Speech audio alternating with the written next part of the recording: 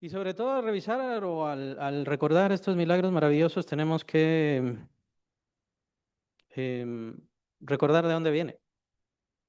Y hoy vamos a ver eso más específicamente. ¿De dónde vienen los milagros que nosotros recibimos? Las bendiciones y las sanidades, dice el apóstol Pedro, por su llaga nosotros fuimos sanados. Lo menciona también el profeta Isaías, por su llaga fuimos nosotros sanados. Pero hoy vamos a ver eso sobre la llaga del Señor Jesucristo.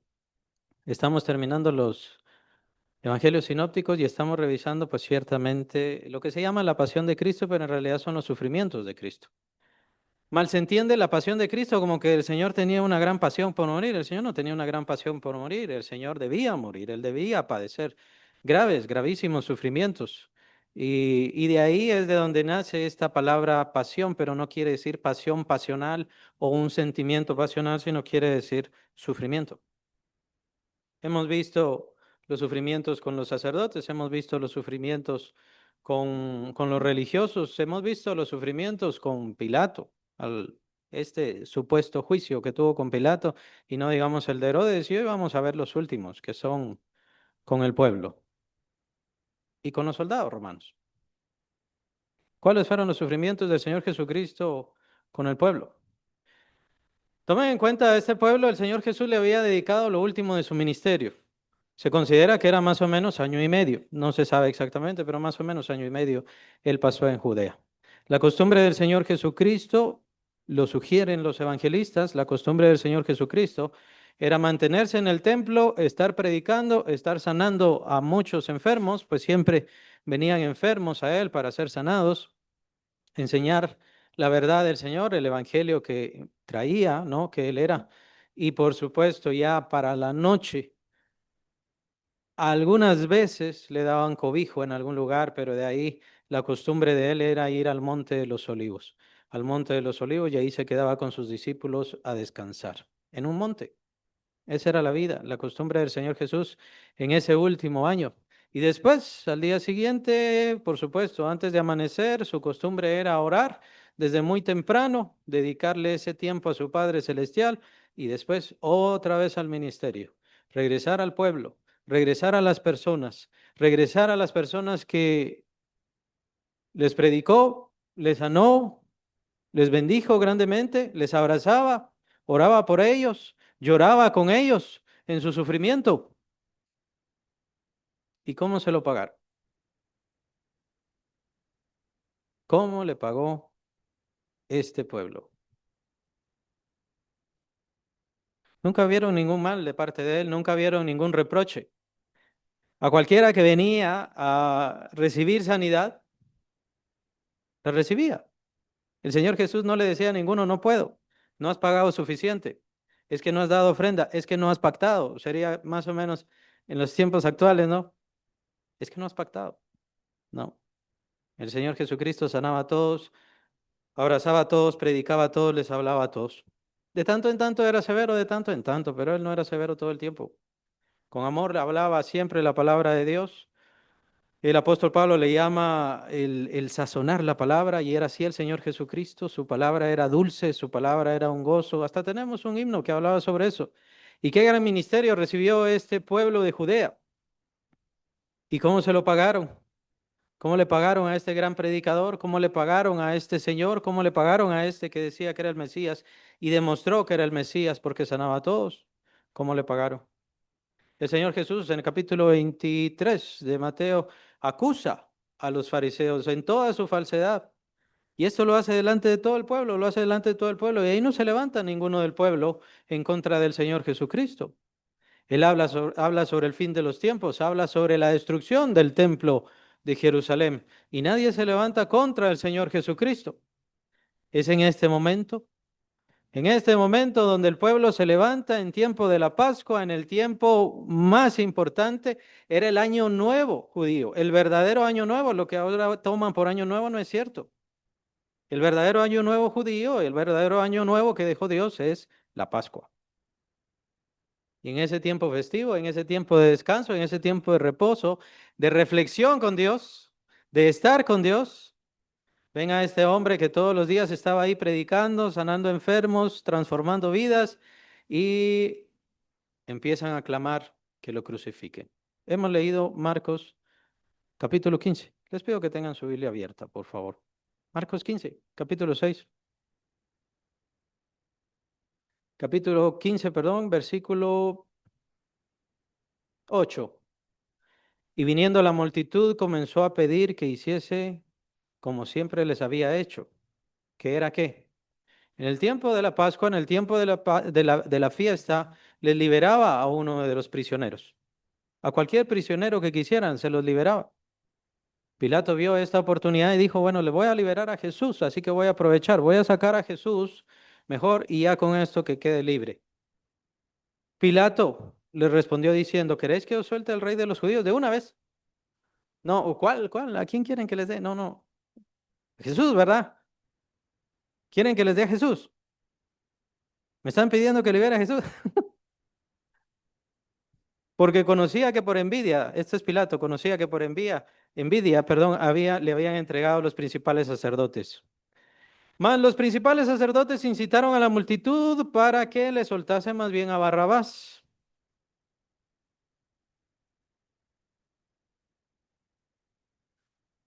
¿Cuál era el bien de Barrabás? ¿Era un sedicioso? ¿Supuesto defensor del pueblo? Supuesto, pues así son todos los sediciosos. Hasta ahora no hemos visto a ninguno que en realidad sea a favor del pueblo, excepto al Señor Jesucristo. En serio, que amara, que quisiera cambiar, que quisiera transformar el corazón de las personas, que les mostrara la gran bendición de Dios y esas verdaderas puertas abiertas celestiales para que derramara bendición Dios sobre ellos. Fue el Señor Jesucristo quien hizo todo esto. Pero estas personas, aquí viene la primera falla, quisieron a Barrabás, un asesino, un malhechor, un malvado. Alguien que tomaba la espada para a la fuerza hacer su voluntad y que se hiciese la voluntad, su voluntad, perdón, en el pueblo. Antes de una persona piadosa, benevolente, misericordiosa, que recibía a todos. Los sacerdotes se encargaban de excluir a todos, rechazaban a todos. Tengamos esto siempre presente. Los sacerdotes no podían tocar a nadie porque de seguro estaban inmundos. No podían tocar a las mujeres porque estaban inmundas. Las mujeres tenían su patio especial afuera, alejado, en el templo de Jerusalén. Ellas estaban con los extranjeros. No, aparte estaba el patio de hombres. Y el patio de hombres no era para estar ahí con los sacerdotes. El Señor Jesucristo no entraba, para empezar, no lo dejaban, pues él no era levita, perdón, o sacerdote. El Señor Jesucristo se ponía a la puerta del templo a recibirles a todos, a hablar de Dios, a mostrarles la verdad del Señor y por supuesto a revelar estos milagros, esta gracia, esta bendición que Dios había traído. Tan grande gracia que Dios había traído al pueblo. Y tomen en cuenta que este pueblo era el pueblo, muchos de ellos habían venido a Cristo pidiéndole milagros. Muchos de ellos habían buscado al Señor Jesús y habían recibido bendiciones, galardón por parte del Señor Jesucristo. Sana mi hija, sana mi hijo, sana mi madre, sáname. Y en el momento de la verdad, en el momento de la defensa, en el momento de responder, en el momento de declararse, prefirieron a Barrabás. Eso es con lo que debemos tener cuidado. No malinterpretemos la fe. Muchos malinterpretan la fe. Muchos piensan que tener fe significa recibir milagros y recibir bendición de Dios. Muchos piensan, yo tengo fe, yo tengo fidelidad. ¿Por qué? Porque he recibido milagros de Dios. No se da cuenta que los milagros de Dios muchas veces son gracia de Dios. No ha hecho nada para recibirlos. A veces el Señor contesta nuestra fe, sí, por supuesto. Pero ¿cómo va a decidir entre una cosa y otra?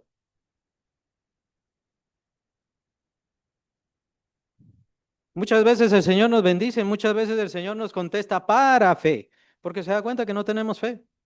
¿Se acuerdan aquel hombre que llevó a su hijo endemoniado? Y el Señor le dice, ¿crees? Creo, Señor, ayuda a mi incredulidad. La verdad no creo mucho. La verdad no creo muy bien. No te he escuchado mucho. Y aún así el Señor contesta. Recibir bendiciones de Dios no implica tener fe y tener confianza. Recibir bendiciones de Dios no quiere decir que estoy del lado de Dios y Él está de mi lado. El Señor Jesús habla sobre el juicio, el día del juicio, y dice, en aquel día muchos me dirán, Señor, pero en tu nombre hicimos milagros.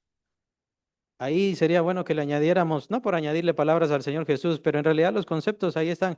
Aquellos, Señor, no hemos recibido milagros en tu nombre. Señor, no te hemos pedido y recibimos bendiciones. Ah, pensamos que con eso ya somos creyentes. El verdadero creyente es el que responde, el que es fiel a Cristo. Ese es verdadero creyente. Y el Señor no ve eso en la multitud. Esa multitud es nada más muestra. Aquí había de todo tipo de gente, ricos, poderosos, pobres, hambrientos. No hay diferencia. Todos se dejaron llevar, todos se dejaron convencer. No había seguridad, no había fortaleza. Todo ese tiempo que el Señor Jesús estuvo haciendo milagros, que el Señor Jesús estuvo predicando, no sirvió de nada para esas personas. Sus corazones no cambiaron, no encontraron fidelidad, no fueron fieles a Dios. A veces pensamos que Dios está del lado del pueblo, incluso se tiene este dicho, que es más político que otra cosa, ¿no? La voz del pueblo es la voz de Dios. Semejante mentira. La voz del pueblo no es la voz de Dios. El pueblo no sigue a Dios, al pueblo no le interesa a Dios. Los romanos fueron mucho más exactos, más específicos y más prácticos. ¿Saben qué decían los romanos? Pan y circo. Pan y circo. Ese es el pueblo. Lo único que quiere el pueblo es pan y circo. Que se les dé de comer y se les entretenga. Y la historia sigue igual. La historia sigue igual porque lo que se preocupa a la gente es por comer y que tengan su entretenimiento. Aún en las mismas iglesias. Aún en las mismas iglesias. Muchos se han apartado de la fe, se han apartado de las iglesias, se han apartado de Cristo. ¿Por qué? Porque les falta el pan. Vienen problemas. Han perdido cosas, han perdido bienes, han perdido posesiones. No se daban cuenta que Cristo Jesús es mucho más importante que todo eso. Y aunque pierdan todo eso, usted tiene que permanecer fiel. La fe es fidelidad. La fe es entregarse a Cristo sin importar qué. El Señor Jesús, parte de su sufrimiento era este despecho. Por estas personas yo sufrí, por estas personas yo me entregué, por estas personas yo tenía que dormir todas esas noches ahí en el Monte de los Olivos, apenas tapándome con un manto. Y ahora lo están señalando, ahora lo están insultando, ahora lo están maldiciendo y ya van a empezar a pedir que le crucifique, como dice el versículo 14. Pilato les decía, pues qué mal ha hecho, qué mal ha hecho Jesús. ¿Por qué quieren crucificarlo? Versículo 13 lo repite también. ¿Por qué quieren crucificarlo? Mas ellos gritaban aún más, crucifícale, crucifícale. ¿Se imaginan eso? Pónganse un poco en el lugar de Cristo. Que ustedes hagan bienes por las personas. Que ustedes ayuden a las personas y esas personas más adelante les van a señalar para que les quiten la vida. Hago estas aclaraciones especialmente para que contemplemos cuán maravilloso es nuestro Señor. Y cómo nuestro Señor, aunque nosotros muchas veces le vamos a pecar o vamos a pecar contra Él, le vamos a desobedecer, aún así Él permanece fiel. Lo menciona el apóstol Pablo. Aunque nosotros fuésemos infieles, Él permanece fiel porque en su carácter Él no muda, Él no cambia. Él es el mismo ayer, hoy y por los siglos. Él sigue perdonándonos, sigue recibiéndonos, sigue bendiciéndonos. El problema es la gente la que no quiere acercarse a Cristo. El problema es la gente la que no toma la causa del Señor Jesucristo como más importante. Piensan que sus vidas son más importantes y que Dios existe nada más para servir a sus vidas y a sus propósitos. Es al revés. Nosotros existimos para el propósito de Dios, para el fin de Dios, para lo que Dios quiere de nosotros. Y nuestras familias, igual. Dios nos ha dado nuestras familias para que le sirvan. Dios nos ha dado posesiones para que le sean útiles a Él. Nos da salud para que le sea útil a Él. La gente no entiende, la gente solamente quiere pan y circo. Pan y circo. ¿Qué dice Poncio Pilato? Me llama la atención este pasaje de Lucas 23, 22. Si quieren lo apuntan o yo lo voy a estar viendo más bien. Yo lo voy a estar leyendo. Lucas 23, 22. Él les dijo, este es Poncio Pilato por tercera vez. Porque Poncio Pilato empieza a salir y a encontrarse con Jesús, empieza a salir. ¿Qué has hecho? ¿Qué hiciste? ¿Qué les hiciste? ¿Por qué quieren quitarte la vida? Esto lo explica el apóstol Juan. No lo voy a leer, pues no es sinóptico. Pero por tercera vez dice Lucas, ¿qué mal ha hecho este? Les dice al pueblo, ¿qué mal ha hecho este? Ningún delito digno de muerte he hallado en él. Le castigaré pues y le soltaré. Pareciera Poncio Pilato que es muy buena gente, ¿no? Lo empezamos a ver hace 2 semanas. Poncio Pilato pareciera muy buena gente. Yo lo quiero soltar, yo lo quiero dejar libre. Ajá. ¿Y qué clase de juicio se hace delante de la gente? ¿Qué juicio sobre un criminal o supuesto criminal se hace delante de un montón de personas? Solamente aquí, en nuestro país, en Guatemala, que es cuando linchan a las personas, ¿no? ¿Quién es el ladrón? Este es el ladrón. ¿Vos lo viste? Sí, yo lo vi. Bueno, quémelo. Así. Así es aquí. Y así fue el supuesto juicio del Señor Jesucristo por Poncio Pilato. Tan bueno era Poncio Pilato. Poncio Pilato lo único que quería hacer era calmar a las personas. Eso no era un juicio, era un linchamiento, literalmente. Las personas no querían, ellas, bueno, no tenían el derecho legítimo de quitarle la vida a nadie, lo hubieran hecho, por supuesto, y lo querían hacer con el Señor Jesús. Pero había compromisos, había una promesa, había un fin. Poncio Pilato, según lo que nos menciona Lucas acá, lo acabo de leer, y lo que nos menciona el apóstol Juan, dice, bueno, lo que voy a hacer es castigarlo.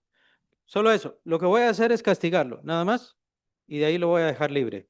Y entran los otros grandes protagonistas de este mensaje, los soldados romanos.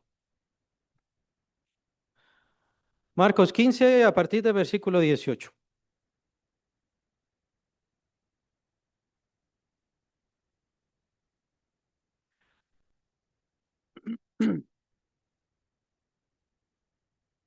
Poncio Pilato entrega a Jesús a sus soldados para que lo castiguen.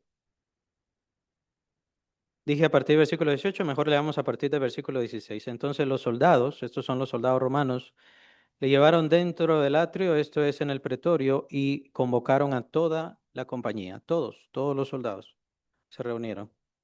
Versículo 17, y le vistieron de púrpura y poniéndole una corona tejida de espinos, comenzaron luego a saludarle, salve, rey de los judíos. Y le golpeaban en la cabeza con una caña y le escupían, y puestos de rodillas le hacían reverencia. Después de haberle escarnecido, le desnudaron la púrpura y le pusieron sus propios vestidos y lo sacaron para crucificarle. Entendamos este hecho, este evento. ¿Qué tenían los soldados romanos contra Jesús? Para que se reuniera toda la compañía. ¿Qué fue lo que les hizo Jesús a ellos? ¿Y por qué toda la compañía se reúne? A empezar a insultarle, a coronarle. Ese manto bien puede ser el que le puso Herodes, porque él le pone un manto. Bueno, eres tú el rey de los judíos, aquí te lo pongo en modo de burla, en modo de chiste de él. Y esos empiezan a burlarse del Señor Jesús y ciertamente empiezan a golpearle. Y aquí viene el otro gran protagonista. Vean, hermanos, médicamente el Señor Jesús no murió por la cruz. Ciertamente la cruz padeció y ciertamente la cruz fue muy importante, pero no fue por la cruz. Fue por los azotes. El azote romano se llamaba flagrum, por si quieren apuntarlo. Y lo pueden ver en internet, ahí están ciertas fotos y todo lo demás, se llama flagrum. Y el azote romano consistía en un mango, en un agarrador de madera, y de él venían unas cintas de cuero, y a lo largo de todas estas cintas, varias cintas de cuero, o pitas, si quieren llamarle, trazos de cuero, a lo largo de todos estos trazos de cuero, ellos incrustaban pedazos de hierro, huesos, más específicamente dientes o puntas de metal. En eso consistía el flagrum, el azote romano. Y el Señor Jesucristo, pues este fue el verdadero castigo terrible. La idea del azote era que al golpear la carne, los pedazos de metal, los pedazos de diente, los pedazos de hueso, penetraran la carne y por supuesto la rasgaran. Pero no solo rasgaban, no eran cuchillos, lo que hacían era mutilar. Y ciertamente si algo se quedaba prendido, alguno de ellos, alguna de esas partes, lo que hacían era jalar. Entonces no era solamente golpear, sino jalar. Golpeaban y jalaban. Tomen en cuenta que son varias cintas o varias pitas de cuero. Eso quiere decir que con un golpe de azote venían aproximadamente unos 5 azotes de una vez. No sabemos cuántas veces azotaron al Señor Jesucristo, pero sí tenemos la referencia solamente del apóstol Pablo con él.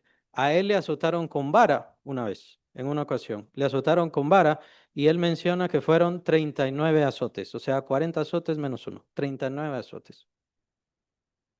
Si consideramos el azote romano y si hicieron los romanos lo mismo con el Señor Jesucristo, entonces tendrían que ser 39 azotes con el flagrum. Si pensamos que tiene unas 5 cuerdas, son más de 100 azotes contra el Señor Jesucristo, con este objeto tan terrible y digno de un carnicero. No sabemos cuántos azotes fueron, no sabemos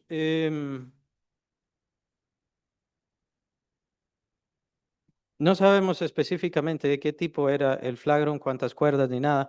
Lo que sí sabemos es que el sufrimiento fue tan terrible que en el Señor Jesucristo produjo una llaga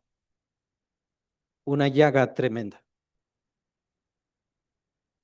una llaga que supuraba sangre, una llaga espantosa, que las horas del Señor Jesucristo estaban ya contadas.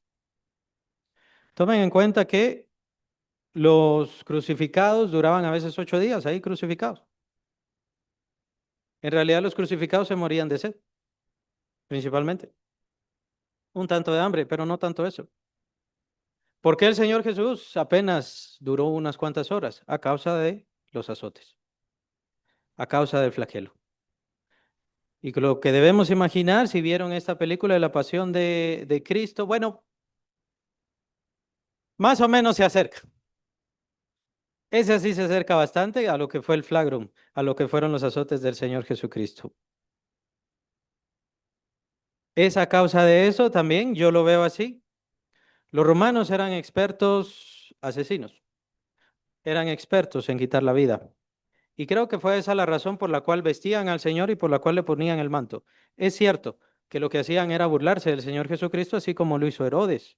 Desde ahí vienen burlándose de él, le ponen esas cosas disque espléndidas, pero la idea de ponerle ese manto púrpura y la idea después ponerle sus ropas era para poder detener el sangrado, principalmente de la llaga que él tenía.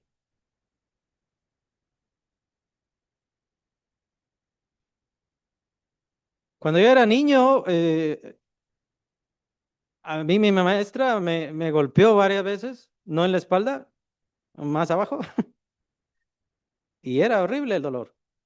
Y era apenas con una paleta de madera, y no era con saña, no era con odio. Y supongo que aquí a varios les pasó también lo mismo, les pegaron con chicote o alguna cosa así, supongo. Pero nunca les golpearon de una manera que penetrara su carne con algo y ese algo rasgara completamente y mutilara hasta sus músculos, ¿no? Probablemente hasta que descubriera sus mismos huesos, algunos huesos. Esa fue la flagelación del Señor Jesús. Y por más que lo medito, por más que lo entiendo, no logro entender por qué. ¿Por qué los romanos tuvieron esta hazaña tan grande contra Cristo? ¿Por qué las personas le seguían señalando y le seguían señalando? Crucifícale. Cuando Pilato saca a exhibir al Señor Jesús, supuestamente para liberarle, pero ya, su tiempo se había acabado. Estaba supurando mucho. En nuestros tiempos, si hubiera sido en nuestros tiempos con nuestra ciencia, costaría mucho que él pudiera vivir. En ese tiempo era imposible.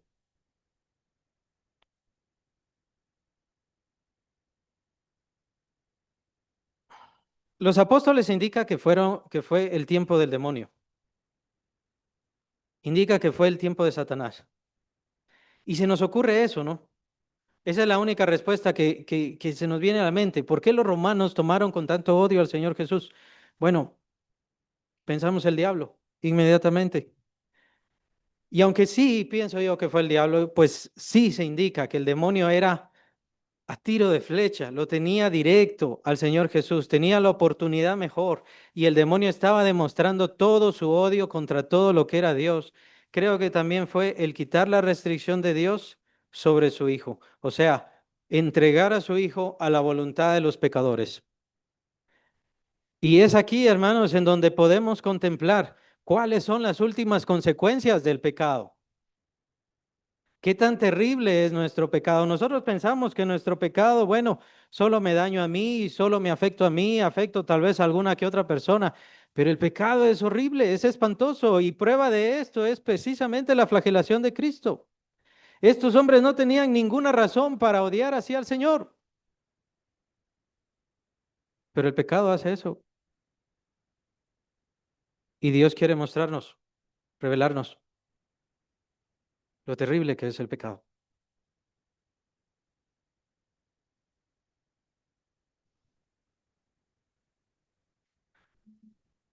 Pilato saca al Señor Jesús como una especie de parodia.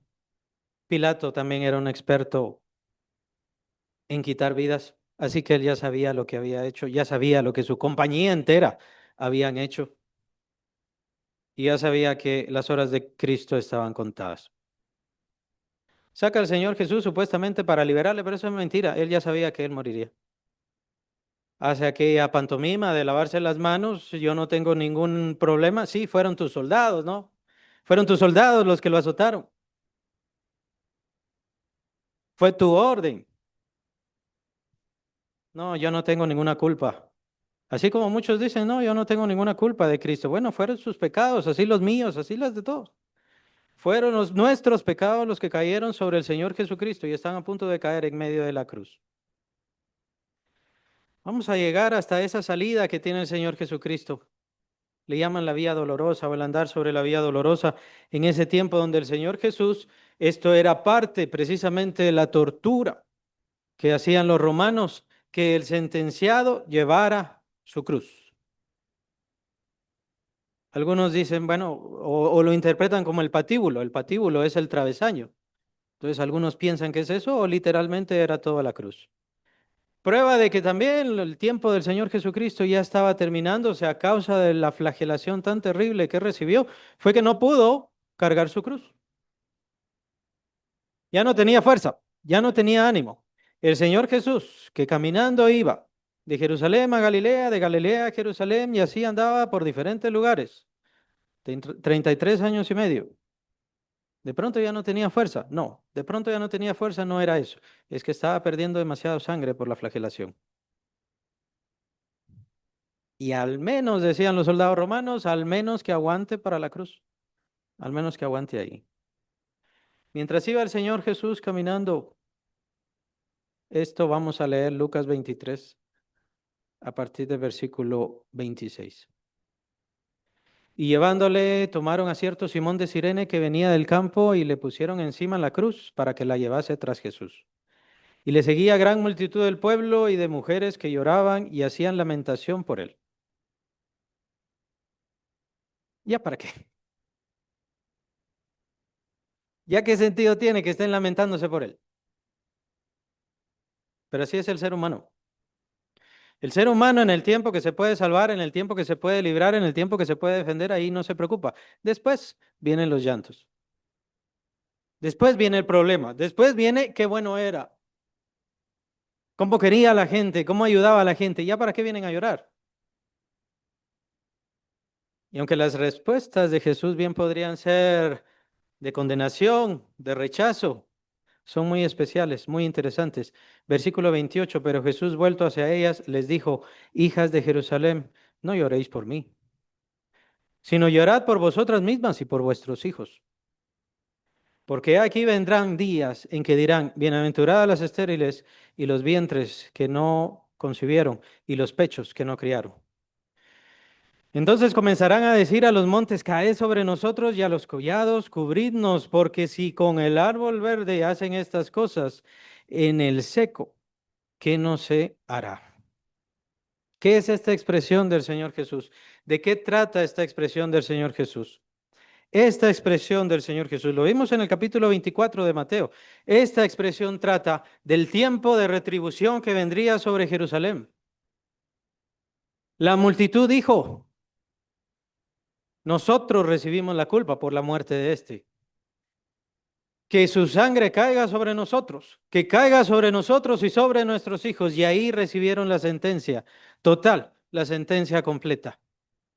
Había una profecía en la cual el tiempo de los sacrificios se terminaría, sí, sí, sí, pero para que esto venga, tendría que venir un tiempo de retribución espantoso. Y está hablando el Señor Jesús refiriéndose aquí al año 70, pocos años después, unos cuantos años después de su partida, cuando entrarían los romanos a devastar, a arrasar, a arruinar toda Jerusalén. Y no fue toda Jerusalén, fue toda Judea. A todos los judíos los dispersaron. Esta guerra terminó 3 años después. Y por supuesto, el templo destruido, el templo arruinado, y desde ahí en adelante, aún hasta nuestros días, no hay más sacrificios porque no hay más templo. Ese tiempo de retribución. Y es a eso a lo que se refiere el Señor. Qué grandeza del Señor, ¿no? Después de sufrir ese flagelo, después de sufrir esos insultos y mientras todavía seguía sufriendo insultos, todavía sigue advirtiendo, todavía sigue llamando, todavía sigue convocando. El Señor todavía fue misericordioso, por eso deja la iglesia y por eso deja el ministerio apostólico precisamente en Jerusalén y los apóstoles estuvieron mucho tiempo ahí. Hasta que la misma gente que entregó a Cristo, esa misma gente empezó a perseguir a los creyentes.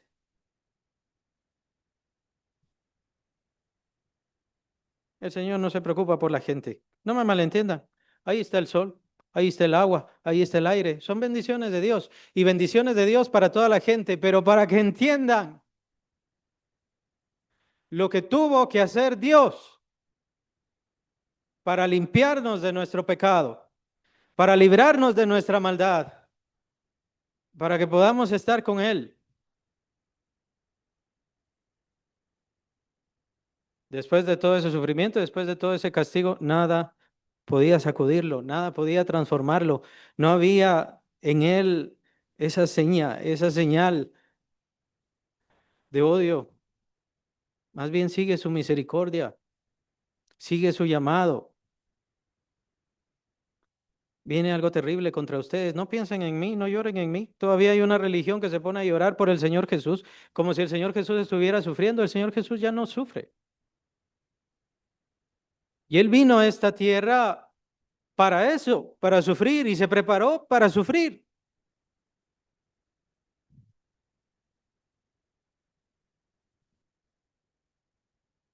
Él lo que quiere es saber quiénes están de parte de Él, quiénes toman su causa, quiénes le rinden a Él su vida. Eso es lo que Él quiere. Eso es lo que Él busca. Y por supuesto, quienes le amamos por este gran sacrificio que Él hizo. Nos hace falta la crucifixión, no lo vamos a ver hoy. Pero reflexionen, hermanos. Ojalá tuviéramos esto siempre presente, este flagelo, esta flagelación tan espantosa. La tuviéramos siempre presente cada vez que le queremos decir al Señor Jesús, no. O cuando le queremos decir, no tengo tiempo. Ahorita no tengo tiempo, no tengo ganas.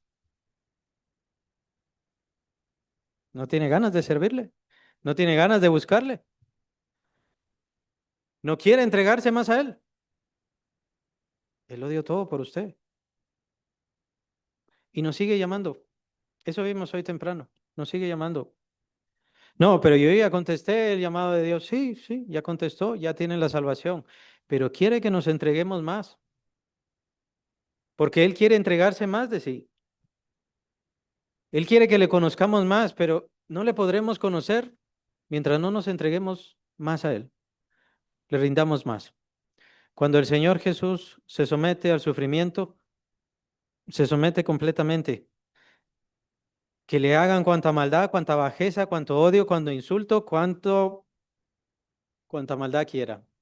Recibió todo el peso del pecado, recibió todo el castigo del pecado, recibió todo el trato perverso, maléfico. Que ese pecado que está en ustedes, que está en mí también, que está en todos nosotros todavía, pero sin restricción, sin cuidado, elevado hasta lo alto, hasta lo máximo. El pecado de los romanos, el pecado del pueblo, el pecado de la gente. Dios es quien no permite en nosotros que ese pecado se vuelva mayor. Más bien está trabajando en nosotros para que seamos transformados cada día en la imagen de su Hijo Jesucristo. Y nos sigue llamando, aunque nosotros le seamos infieles. Nos sigue perdonando, aunque nosotros, todos nosotros, sigamos fallándole. Nuestro Señor es grande, maravilloso, sublime, excelso. Nada lo puedo cambiar. Ni todo lo que hizo el demonio, ni todo lo que hizo la gente, ni todo lo que hicieron los poderosos, ni todo lo que hicieron los religiosos. Lo recibió todo, lo sufrió todo. Uno de los apóstoles nos indica, es el apóstol Pedro, nos indica que consideremos a este que sufrió tal contradicción de pecadores contra sí mismo.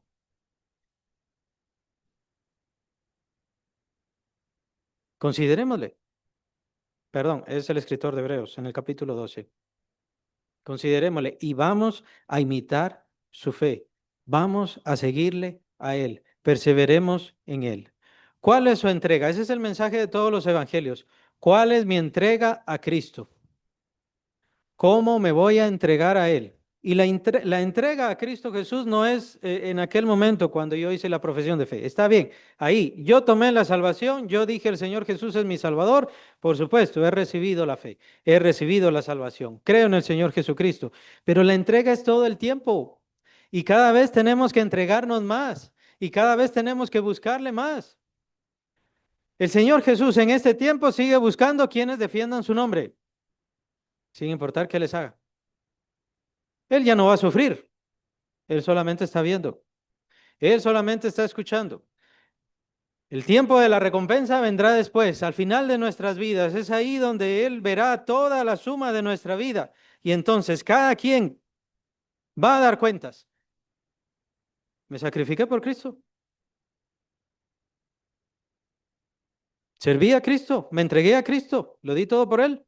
¿Defendí su nombre? ¿Defendí su causa? Eso es.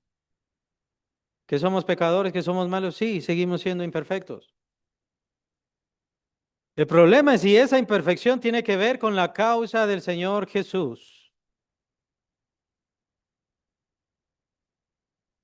No vale la pena seguir haciendo lo malo, no vale la pena seguir practicando lo malo, no vale la pena seguir haciendo las cosas afuera de Dios.